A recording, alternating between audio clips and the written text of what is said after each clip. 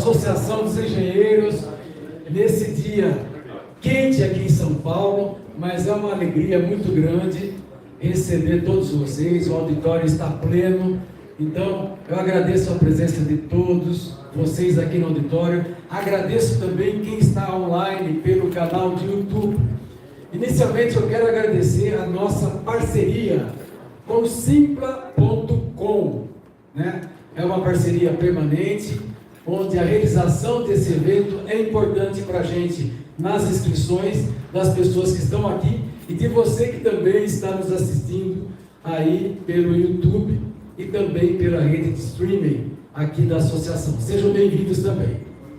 Hoje é um dia especial. Nós estamos iniciando um ciclo de palestras em comemoração aos 70 anos da nossa associação, que é Mulher na Engenharia. Olha só que bacana, né? Então nós estamos trazendo um ciclo de palestras. A gente vai começar com um tema super legal hoje e vamos ter mais algumas palestras relacionadas a esse tema, valorizando a qualificação feminina na engenharia, tá bom? Eu inicialmente gostaria de agradecer a presença de autoridades e também representando autoridades aqui nesse nosso evento. Representando o diretor de engenharia da CPTM, o senhor Gustavo Santiago, representa o diretor Marcelo Machado. Muito obrigado, viu, Gustavo? Representando o diretor de operação e manutenção da CPTM, Luiz Eduardo Argenton, o gerente Wilson Nagy. Obrigado, viu, Wilson? E também pelo Ministério da Defesa do Distrito Federal, o senhor Paulo Kevin. Muito obrigado, viu, Paulo? Então vamos lá. Vamos falar sobre o tema da palestra de hoje, que a ansiedade é grande aqui até do presidente Wellington. Estou ansioso, viu? Para a gente ouvir essas novidades aqui.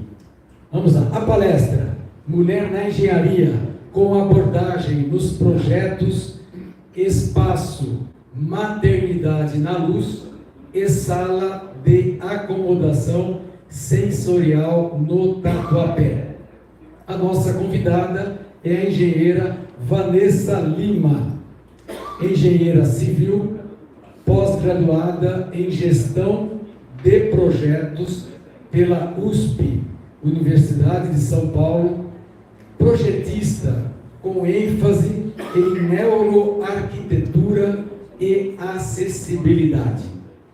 Então, eu convido a estar presente com todos nós nesse dia tão importante, inaugurando o tema Mulher na Engenharia. Eu gostaria que todos vocês recepcionassem a nossa palestrante com uma salva de palmas bem forte, gente. Vamos lá. Obrigado.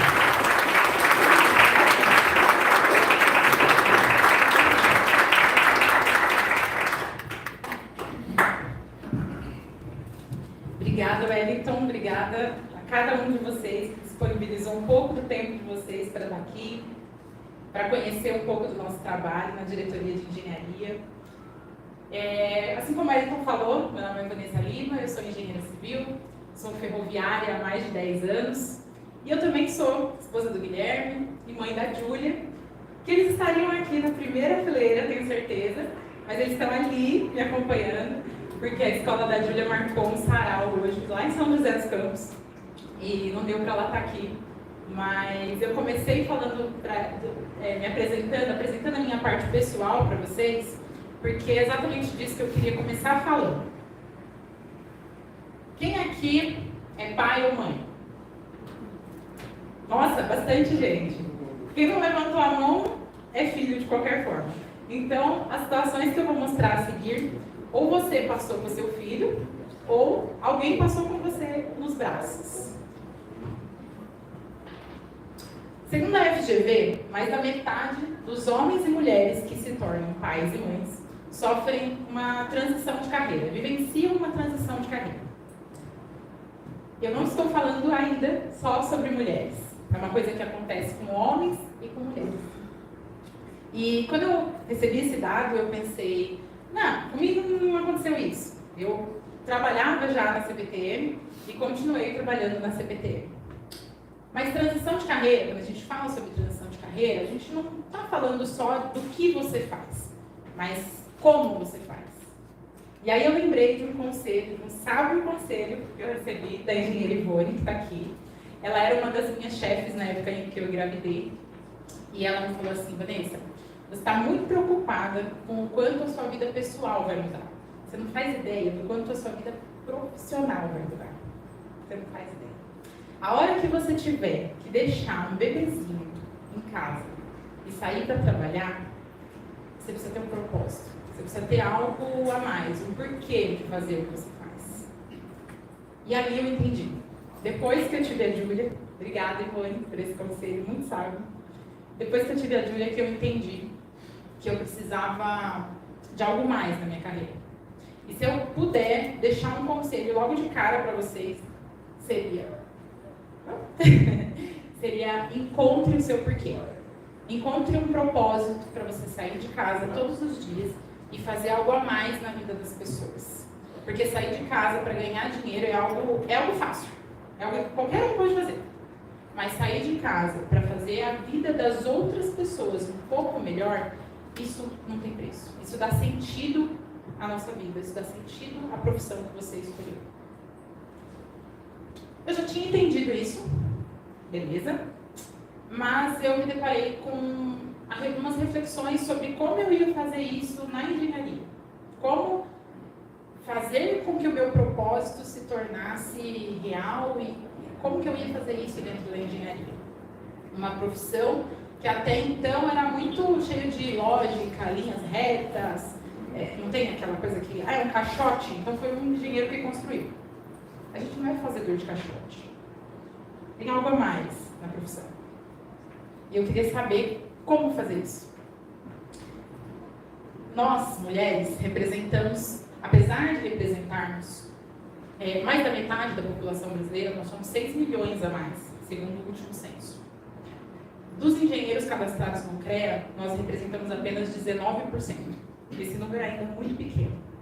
Se a gente trouxer essa representatividade aqui para a associação, nós somos 9%.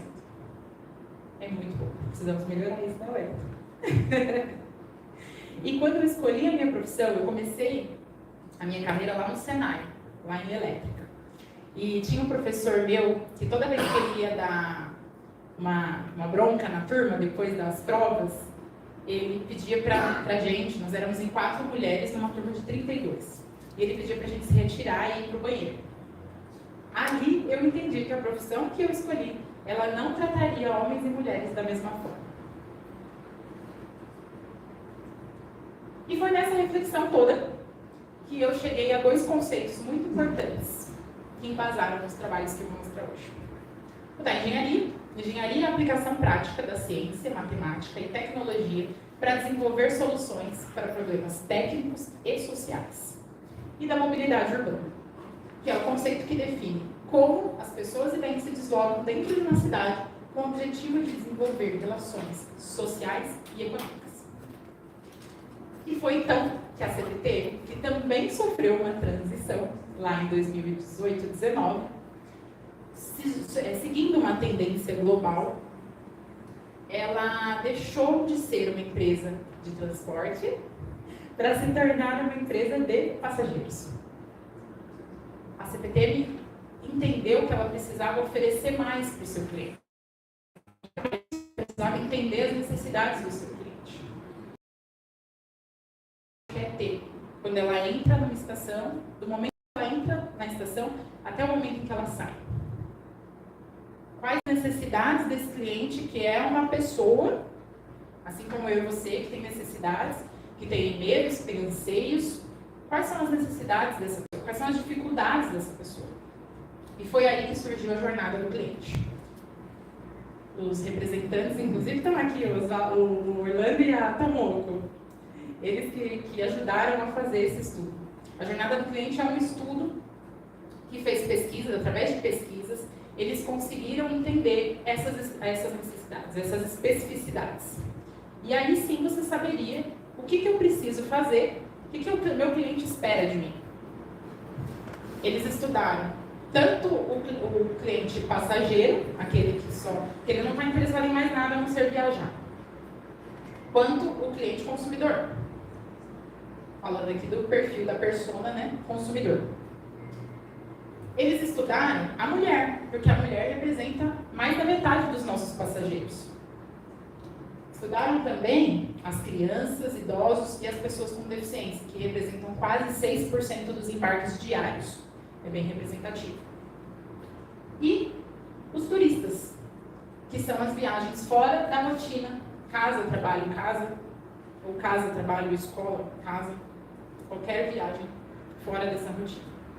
Eles estudaram e conseguiram entender o que o cliente espera de nós, da CPT. Então, nós tivemos a oportunidade não só de transportar mais de 1,5 milhão de passageiros por dia.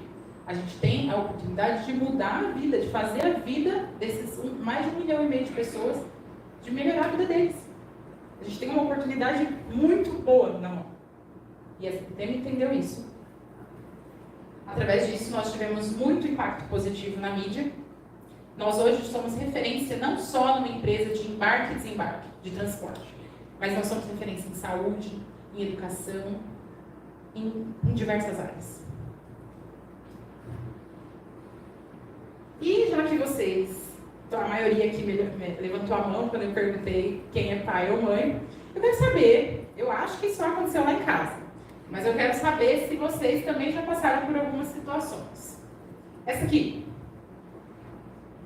Acontece lá na casa de vocês também? Aconteceu ou foi só lá em casa? Não, né? Foi só lá em casa, né? Quando eles comem assim, bem, quase não suja, dá pra fazer isso? E acontece só dentro de casa ou fora também? Essas coisas eles decidem fazer justo fora, né? No mercado, na farmácia, qualquer lugar. Saiu de casa, vem um negócio desse. Tem umas coisas que a gente costuma não pensar. Eu, pelo menos, nunca vivi, porque eu não sou mãe de mais de um filho. Mas, aqui, por exemplo, quando você tem uma mãe que tem mais de um filho, ela precisa amamentar um, enquanto o outro está ali na plataforma esperando. O que ela faz com aquele outro? Geralmente a criança quer ver, né? Se o trem está vindo, então ele fica ali na beira da plataforma, e a mãe está ali com a criança, né? Sai com o peito para fora, tudo, não volta aqui, menino. Né?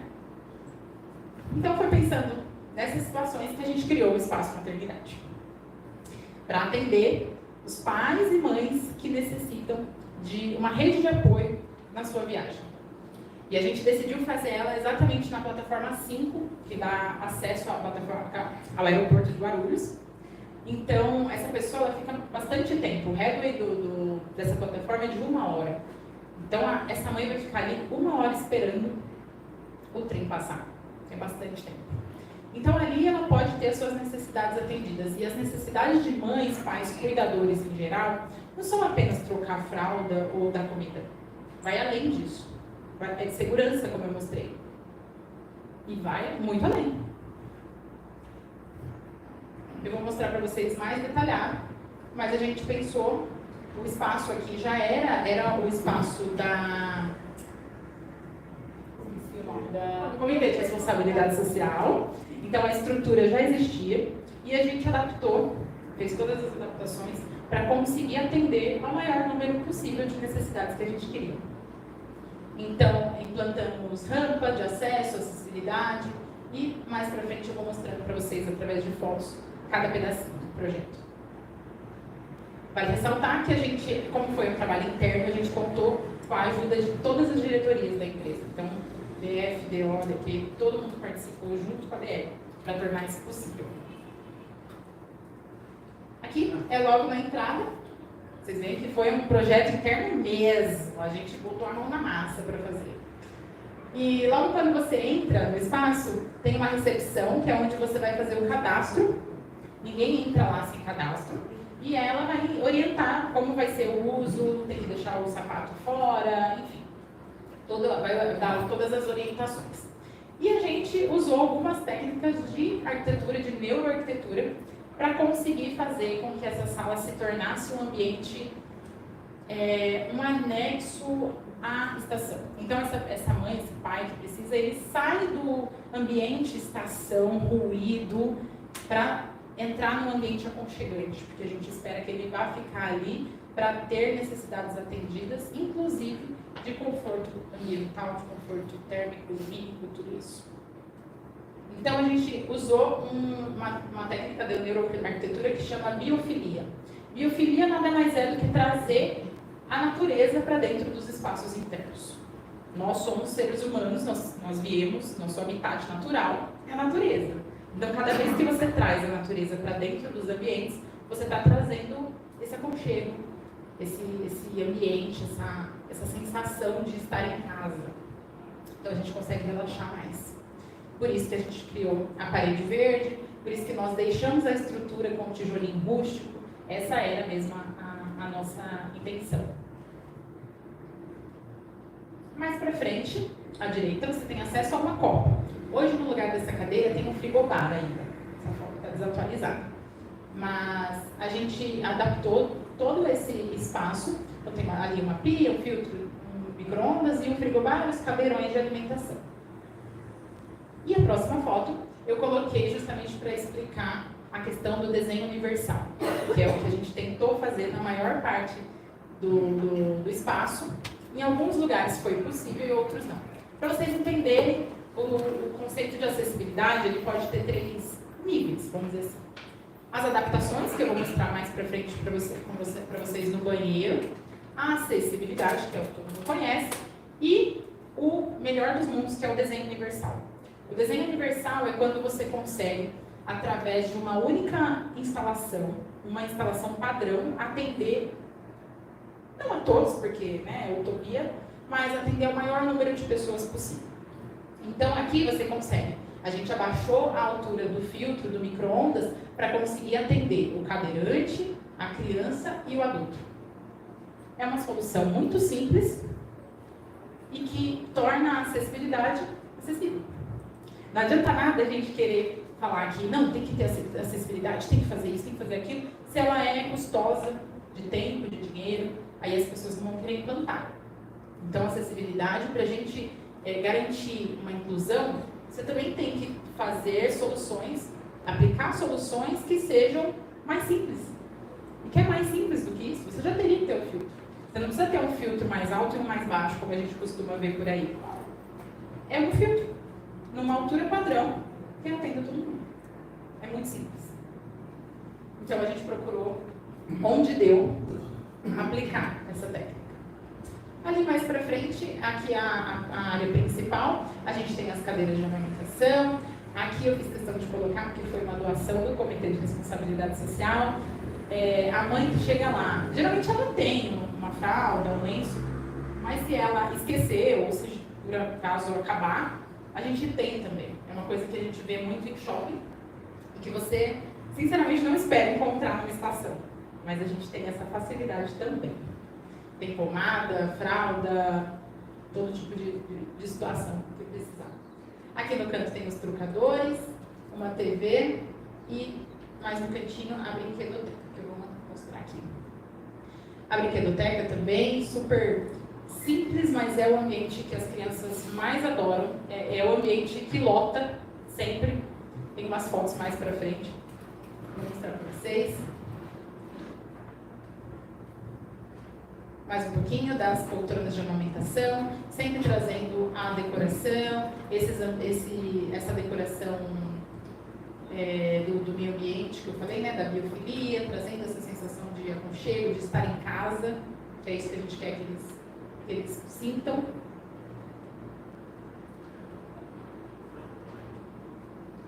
Aqui uns quadros, são os quadros que a arquiteta Maitê desenhou com o próprio material do espaço.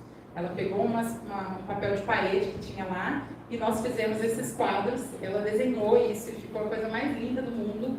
A gente colocou no corredor de acesso entre aquele salão principal e os banheiros. Então a gente decorou até o corredor. Cada espacinho do espaço, cada espacinho é pensado.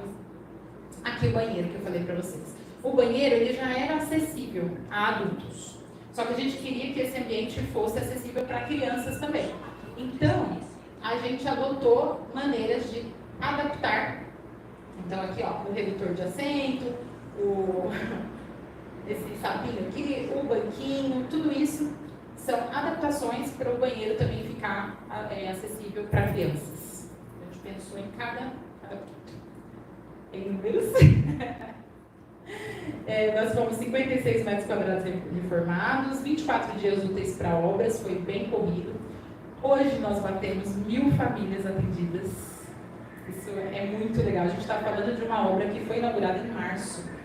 São 6 meses, a gente está em setembro. Foram 6 meses para 1.000 famílias. Isso é muito legal. É uma honra poder fazer parte desse trabalho. E 58 matérias positivas na mídia. Mesma coisa que eu falo, 6 meses, 58 matérias, dá aí uma média, né, de 10 por mês. É um impacto muito bacana para a CPTM e para as pessoas que precisam. Peraí.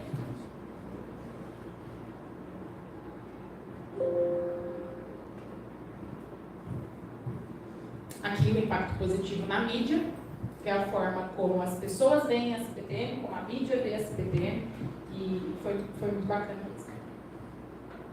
Aqui são os usos, as pessoas usando esse espaço. Como eu falei para vocês, ó, lota, a gente precisa de mais mesas lá. Aceitamos doações também de livros, brinquedos, quem tiver. Aqui foi um pessoal, eles são campeões brasileiros de jiu-jitsu e eles passaram por lá. Hoje tinha uma criançada de Moçambique. Nós recebemos uma vez, a moça me contou, a atendente lá me contou, que ela recebeu um turista russo. Eles não conseguiam se falar, ela fala através do Google, né? E eles não conseguiam se falar e o cara só entrava e falava wonderful, perfect. E ele pediu para tirar foto do lugar, porque falou que na Europa não tem isso. Então ele ficou encantado. A gente costuma, ontem mesmo foi falado na palestra da Sibeli, da síndrome do vira-lata, a gente costuma achar que tudo que é do Brasil é menos, é inferior, e não é. Mais pra frente eu vou mostrar para vocês alguns outros cases que eu fui procurar e nada se compara ao que a gente fez aqui no Brasil. Então, a gente tem que ter muito orgulho mesmo do nosso trabalho.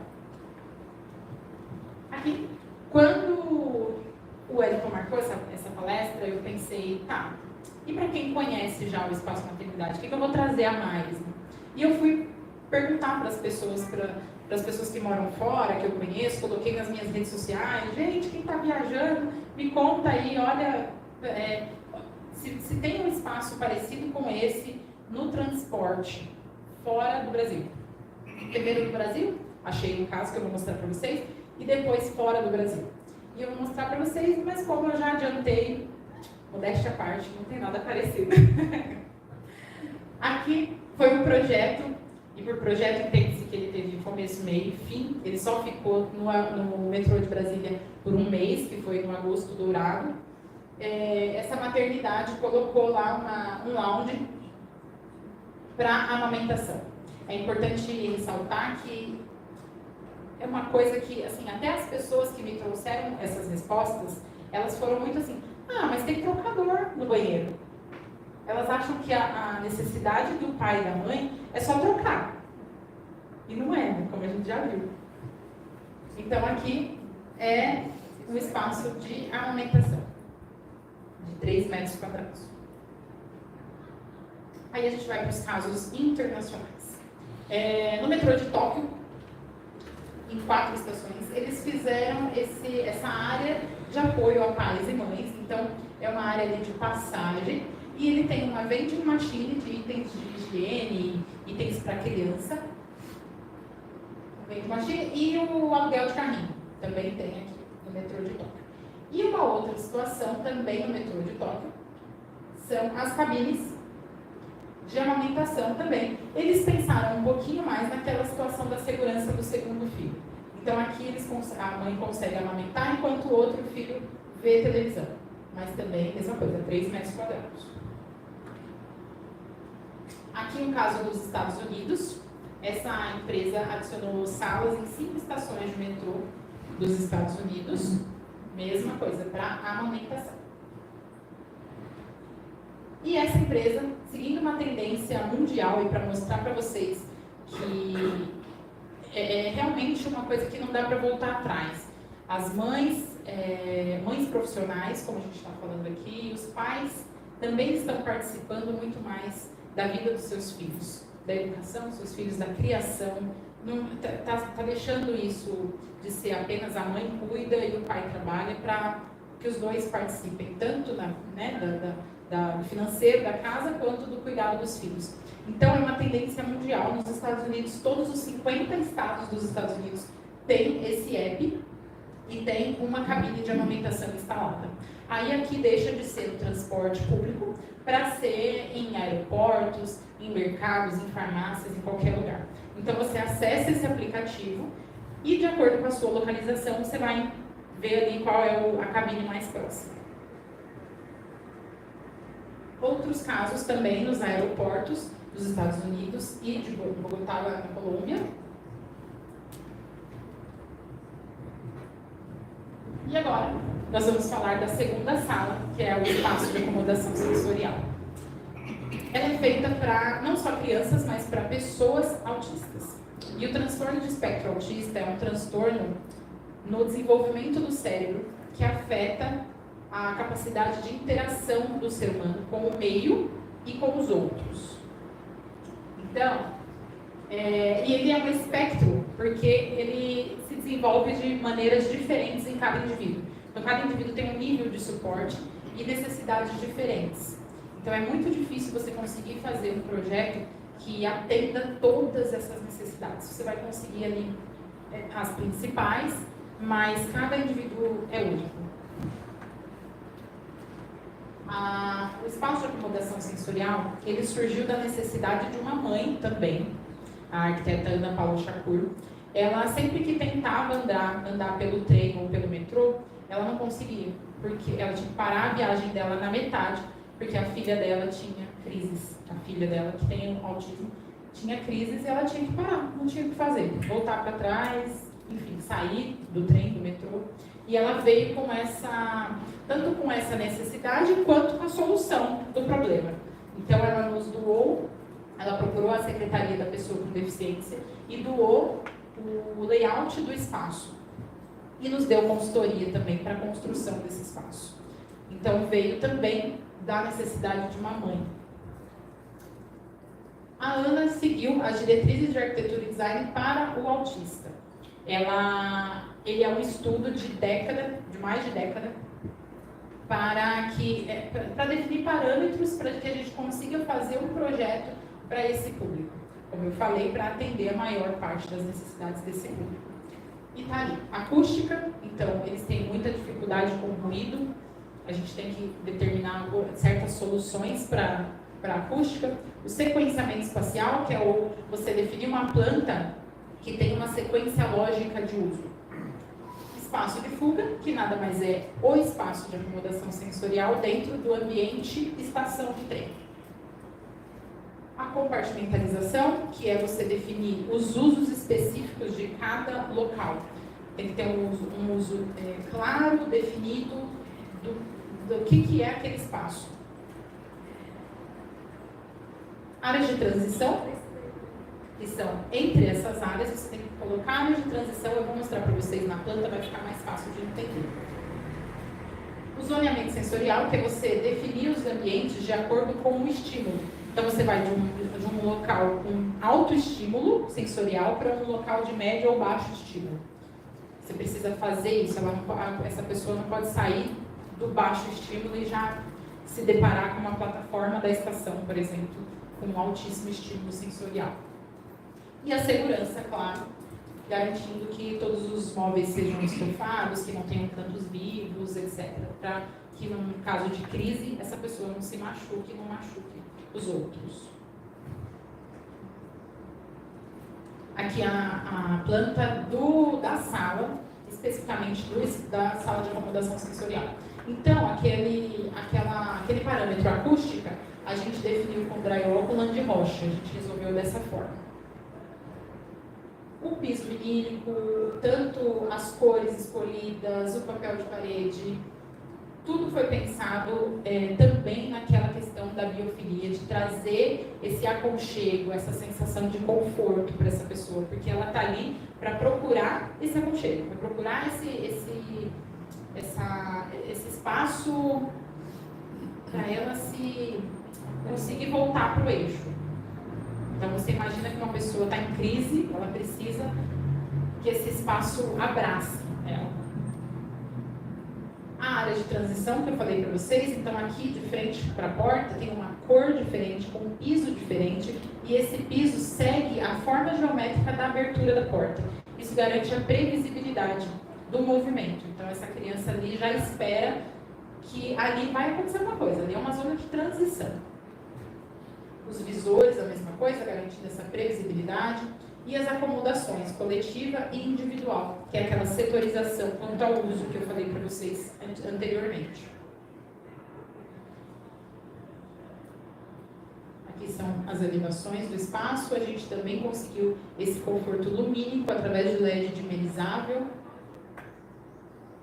Os bancos, eles são altos e estofados, né, como eu falei, para garantir a segurança.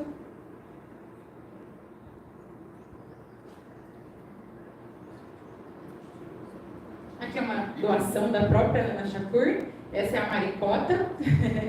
Ela é uma cobra enorme de pelúcia que serve para a criança quando ela está em crise. Algumas pessoas querem abraçar ali a cobra ou ser abraçada por aquela cobra para sentir essa sensação, ser envolvido.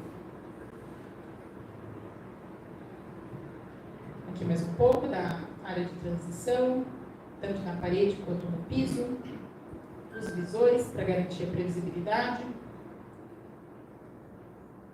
E aqui, apesar do design, do layout da sala ter sido doado pela Ana Shakur, o projeto executivo e obra foi todo feito internamente pela CPTM.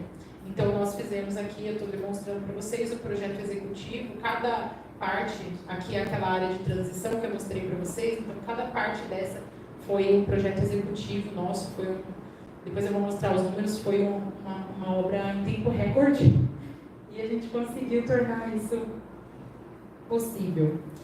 Aqui é a planta do local inteiro. Por quê?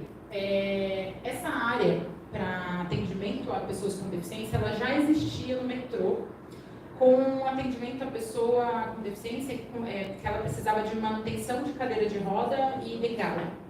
E aí, quando veio essa ideia da sala de acomodação sensorial, a Secretaria, juntamente com a Secretaria de Transportes, decidiu que seria construída na CPTM uma área igual, só que com um uso diferente, né? Com esse espaço de acomodação aqui.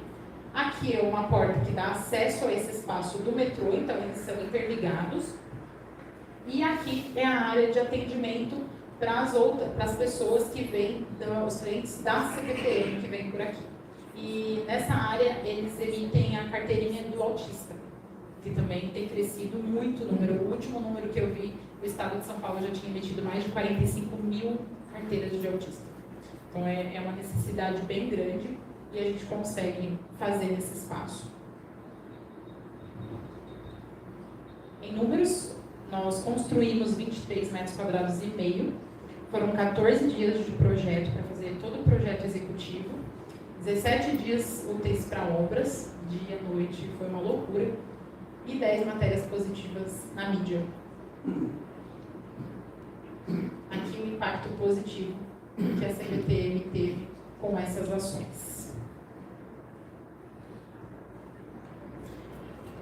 E aí, por último, eu vou deixar uma frase que eu gosto muito, e eu aplico ela em várias áreas da minha vida, que fala: nós somos o que fazemos, nós somos, acima de tudo, o que fazemos para mudar o que somos. Vou repetir. Somos o que fazemos, uma empresa de transporte. Mas somos, acima de tudo, o que fazemos para mudar a forma como transportamos as pessoas.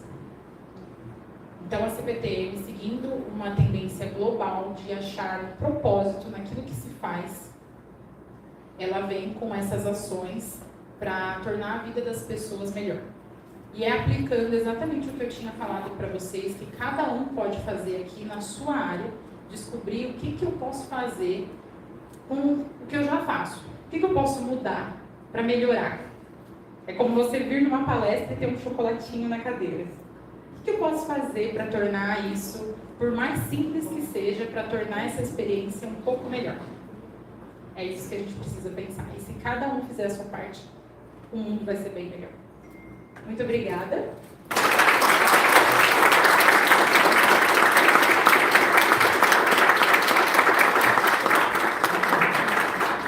Obrigada, engenheira Ivone, pelo conselho. Muito sábio da sua parte. Obrigada à minha equipe que está aqui. Gustavo, Lorga, o Stefano que não pôde vir. Todas essas ações não foram, claro, que eu não fiz sozinha. Todos eles ajudaram, é um trabalho em equipe. E obrigada à área da Tomoco e do Orlando, que vocês estão aqui representando, mas que o trabalho de vocês foi muito importante também para que a gente pudesse saber os rumos a tomar para que a nossa empresa seja mais do que apenas uma empresa de transporte. E obrigada a cada um de vocês por estar aqui. Obrigada.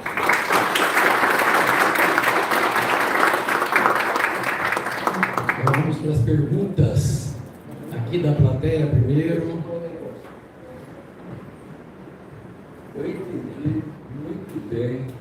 Eu entendi muito bem o que você explanou aí. Mas funciona um tipo de creche e um tipo de atendimento para pessoas especiais, né? São coisas divididas no mesmo propósito, né? O espaço de acomodação sensorial, ele é na estação Tatuapé para atendimento a pessoas com autismo. A sala o espaço maternidade, ele é na estação Luz e ele não é uma creche. Pelo contrário, ele tem ali a brinquedoteca, mas essa mãe ou esse pai, ele não pode deixar a criança sozinha. Ele é um espaço para que a pessoa tenha as suas necessidades de trocar fralda, alimentar, usar banheiro, ou até se distrair ali enquanto você espera o trem para atender essas necessidades. Então não é creche, a criança não pode ficar lá sozinha. E é importante também falar, eu poderia ter falado isso, que soluções como as dos outros países, ela talvez funcione um pouco maior para você poder atender mais necessidades, mas talvez funcione numa plataforma que a estadia seja mais curta. Agora, uma plataforma que a pessoa espera por 1 hora para o trem chegar, você precisa atender essas outras necessidades, que é o que a gente pensou, da pessoa ficar ali mais tempo. Já teve caso, inclusive, de uma mãe perder o trem que ia para o aeroporto, porque eles ficaram ali brincando, tudo, e ela esqueceu e ficou lá. Teve que esperar o outro trem, então ela ficou lá 2 horas, permaneceu 2 horas. Conseguiram? Por favor. Esses lugares são como se fosse um oásis, né? Obrigado. Um pequeno oásis para você atravessar o deserto. Não é isso? Essa é a ideia. Eu não diria que a nossa malha ferroviária é um deserto, porque ela melhorou muito. Não, mas para uma pessoa que tem um filho autista e de repente tem que interromper a viagem, é como estar atravessando um deserto e não encontrar água porque o filho está com sede. Exatamente. É uma analogia, não é similaridade. Sim, exatamente. Eu entendo muito bem a escolha da luz. Mas qual foi o critério para escolher o Tatuapé no outro caso do espaço sensorial? Só curiosidade. Como eu disse, o espaço já existia na área do metrô. Eles já tinham ali, eram os mesmos 23 metros quadrados, e é uma área ali no metrô para conserto de cadeira de roda e bengala. Era só isso, uma oficina de manutenção. Então, definiu-se que ao invés de fazer com que o metrô ampliasse esse uso, esse espaço, definiu-se que nós íamos dobrar essa área, dos 23 metros quadrados e meio, para a área da CPTM. E ali definiu-se que seria a parte de atendimento para fazer essa carteirinha do autista, para a emissão da carteirinha, e a sala de acomodação sensorial. Mas os espaços, eles são integrados. Você viu ali na porta? Tanto a parte do metrô, tanto o metrô pode usar, se tiver um autista, por exemplo, no metrô que precise usar esse espaço, eles conseguem usar a nossa sala, quanto o cliente que chega na área do trem, da CPTM, consegue usar a parte do metrô. Obrigado. Conseguiram? Oi, esse projeto é excelente e pioneiro. Existe a ideia de levar para outras estações? Porque hoje está aqui na Luz e está no Tatuapé. A ideia é excelente, mas e as outras? Sim, esse projeto, o Espaço Maternidade, surgiu, na verdade, o primeiro projeto foi na Barra Funda. A gente já tem uma área, inclusive, aprovada, mas falta recurso. Nós temos o projeto já pronto e esperamos que ele possa se tornar real, não só na Barra Funda, mas em outras estações. Nós já estivemos no Brás também procurando espaços que acomodem, mesmo que a gente tenha que mexer no projeto para tornar ele um pouquinho menor, mas nós queremos muito. Obrigada. Mais uma pergunta aqui na frente. Então, nas estações antigas da ferrovia existia uma sala das mulheres. Você chegou a pesquisar alguma coisa sobre isso? O que era exatamente isso, né? Que ambiente que era esse? Para que servia? Ele é completamente diferente. Esse espaço, você lembra o nome da mulher? É o da violência. Acolher. O espaço acolher, ele é para mulheres que sofrem assédios dentro do trem. Ele é outro uso. Não, mas não vou dizer agora. Há muitos anos atrás, existia nas estações, aqui, por exemplo, da estrada, inclusive aqui isso é muito antigo, deve ter mais de 50, 60 anos. Existia uma sala que chamava Sala das Mulheres. Não é nada recente. Universitários, alguém pode me ajudar com essa pergunta? Peraí, Renato. Essas salas, eu acho que se destinaram apenas a proporcionar conforto mesmo. Mas não tinha nenhum serviço específico. Tinha poltrona, tinha banho, sofá. Aqui na Luz, na plataforma 4 tinha. Desculpa, eu realmente não sei. Não sabia desse histórico. Eu vou pesquisar e a gente se fala.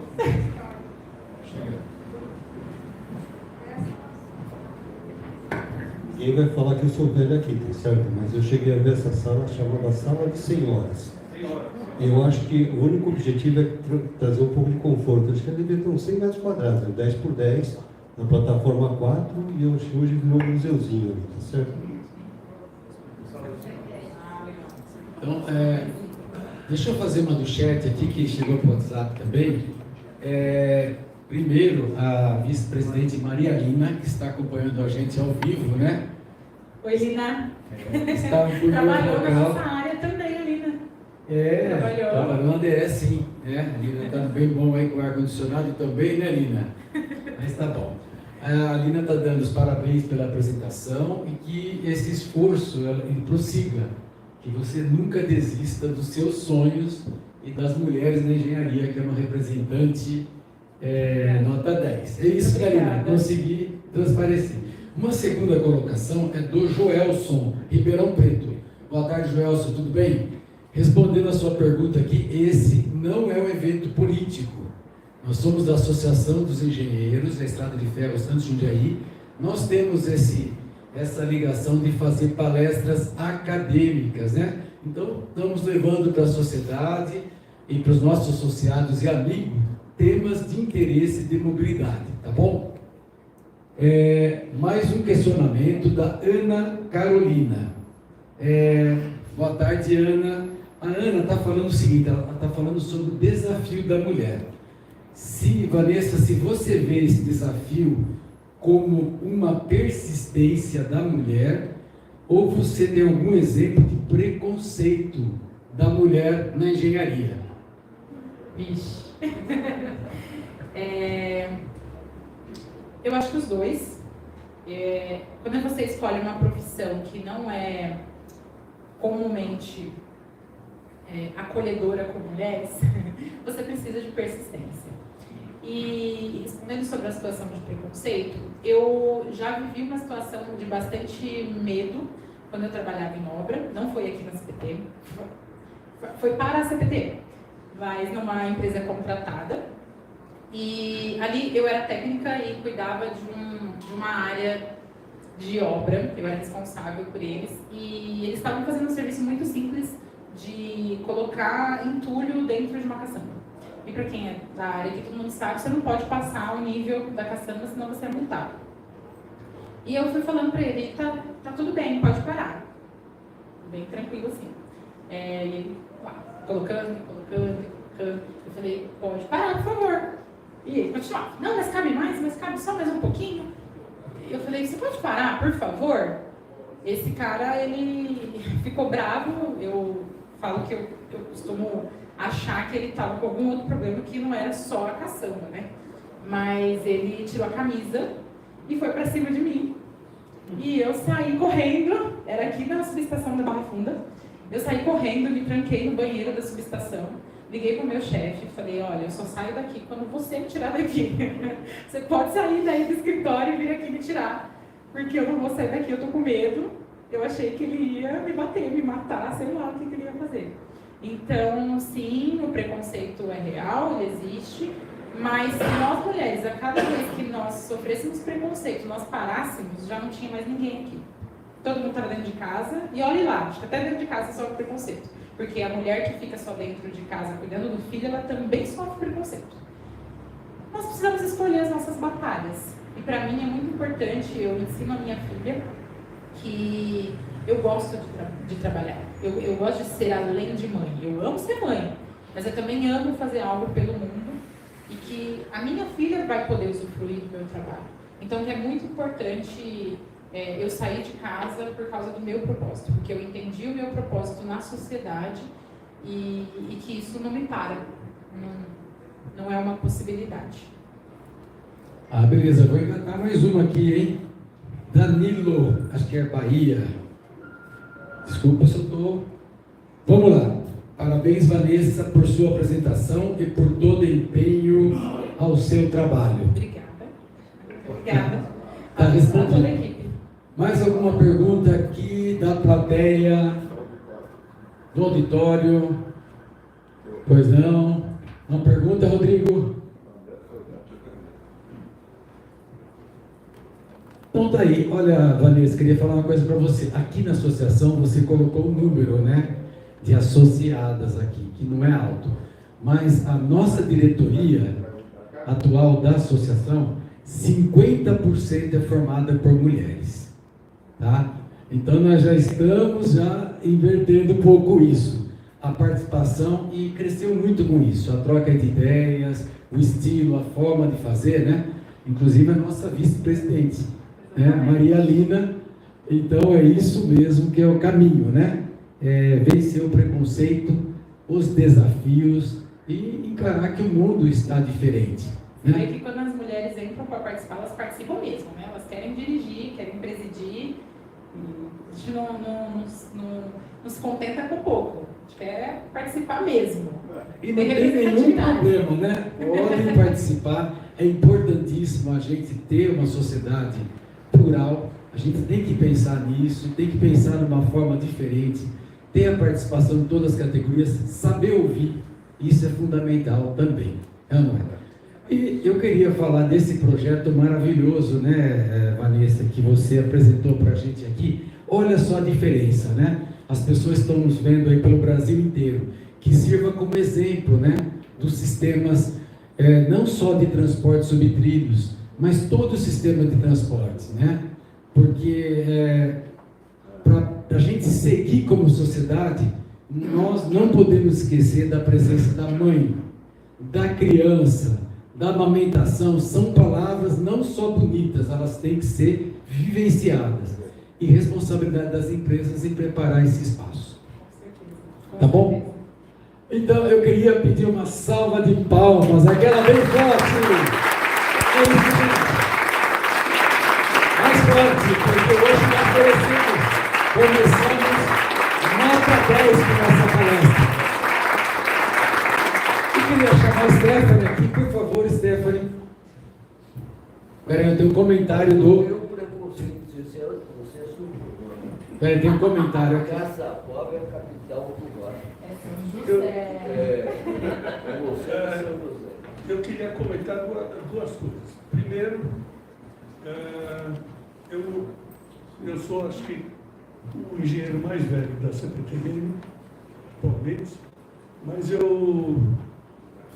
a gente está sempre aprendendo, e hoje foi um dia que eu aprendi bastante, especialmente na parte aí do sensorial.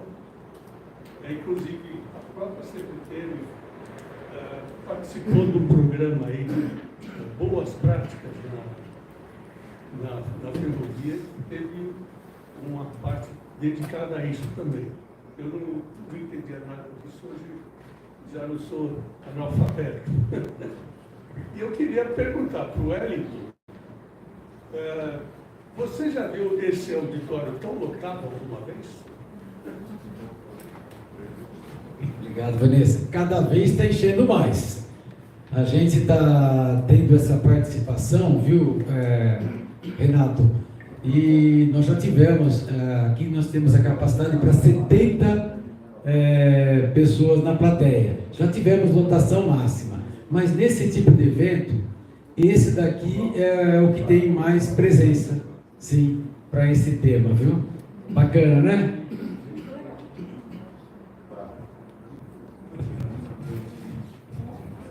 Tem mais alguma coisa? Obrigado, é bem rapidinho. Juro que não é em causa própria, que eu sou um adolescente ainda.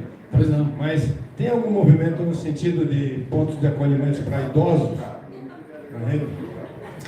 Todos esses pontos, eles também acolhem idosos, né? Não é o objetivo principal da sala de acomodação sensorial e nem do espaço maternidade. Mas principalmente o espaço maternidade, ele já acolheu algumas pessoas que estavam passando mal, que precisavam sentar, que precisavam esperar.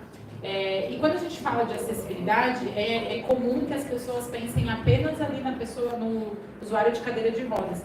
E não, a acessibilidade, ela é para criança, para idosos, para pessoa com mobilidade reduzida. E essa pessoa pode ser, ter a mobilidade reduzida fixa ou temporária. Amanhã eu posso quebrar minha perna e eu vou ser uma pessoa com mobilidade reduzida e também vou precisar desses espaços. Então, tudo que a gente falou sobre acessibilidade é englobando essas pessoas, e os idosos também. E olha, Vanessa, vou falar uma coisa, hein? Tá feita a ideia para a CPTM. A CPTM, ela vem trazendo inovação em todos os seus projetos, coisas maravilhosas acontecem aqui em São Paulo, vem deixando uma marca incrível. Então, mais uma dica aí para os nossos colegas, né, aqui da CPTM, em trazer esses espaços também para os idosos, e que venham mais coisas, né? Olha, está chegando muita coisa pelo chat, chegou da Maria Lina, eu vou parar por aí, mais uma, né? Ela fala o seguinte: Vanessa, a mulher provoca as mudanças na sociedade a partir de suas necessidades. Bacana, né, Lina? Obrigado, viu, Vanessa? Eu queria chamar aqui a Stephanie, a nossa diretora social, por favor. Ela vai deixar um presente para a nossa palestrante Vanessa. Pode ser, Stephanie? O que você acha de presentear a nossa palestrante?